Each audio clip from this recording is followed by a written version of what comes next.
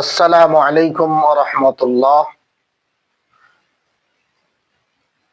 প্রতিটা কাজ আমাদের হবে সুন্নাত মোতাবেক, কারণ আমাদের জন্য রাসূলুল্লাহ সাল্লাল্লাহু আলাইহি সাল্লামকে আল্লাহ পাক আদর্শ করে পাঠিয়েছেন।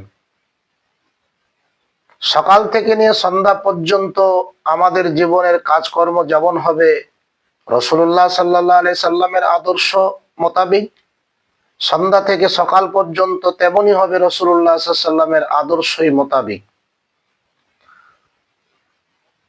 আমরা যখন রাত্রিবেলা বিছানায় ঘুমাবো, সে ঘুমানোর সময় আমাদের বিশেষ কিছু সুন্নাত আছে, সেই সুন্নাত গুলো আমরা যথাযথভাবে আদায় করব। প্রথমত আমরা এশারের নামাজ যথাসময়ে আদায় করব। তারপরে এশারের নামাজের পরে বিশেষ কোনো কাজ ছাড়া আমরা বিলম্ব করব না, ঘুমানোর চেষ্টা করব। দ্বিতীয়ত রাসূলুল্লাহ সাল্লাল্লাহু আলাইহি সাল্লাম বলেছেন, ঘুমানোর সময় উজু করে ঘুমাবো। তারপরে যখন ঘরের মধ্যে প্রবেশ করব তখন দরওয়াজা বন্ধের সময় বিসমিল্লাহ বলে দরওয়াজা বন্ধ করব।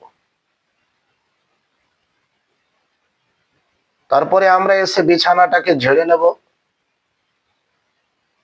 ঝাড়ার পরে আমরা ডান কাতে ডান হাতটাকে গালে রেখে দিয়ে বিছানায় শুয়ে পড়ব। শোয়ার সময় আমরা বলবো, আল্লাহুম্মা বিইসমিকা আমুতু ওয়া আহইয়া। তারপরে আয়াতুল কুরসি একবার পাঠ করব, সূরা ইখলাস 3 বার পাঠ করব, সূরা ফালাক 3 বার পাঠ করব, সূরা নাস 3 বার পাঠ করব। তারপরে সূরা মুলক পড়ব। শরীরটাকে আমরা বন্ধ করে দেব ফুঁয়ের মাধ্যমে। তারপরে রাসূলুল্লাহ সাল্লাল্লাহু আলাইহি সাল্লাম আরো বলেছেন 3 বার ইস্তিগফার করব।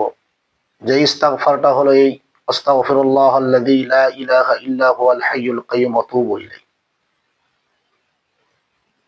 রাসূলুল্লাহ সাল্লাল্লাহু আলাইহি ওয়াসাল্লাম বলেছেন, যেই ব্যক্তি এই ইস্তিগফার 3 বার পাঠ করবে, সেই ব্যক্তি যদি সাগর সমপরিমাণ, সাগরের ফেনা সমপরিমাণ গুনাহ করে, আল্লাহ পাক সেই ব্যক্তির গুনাহগুলোকে মাফ করে দেবে। এমনকি কবিরা গুনাহ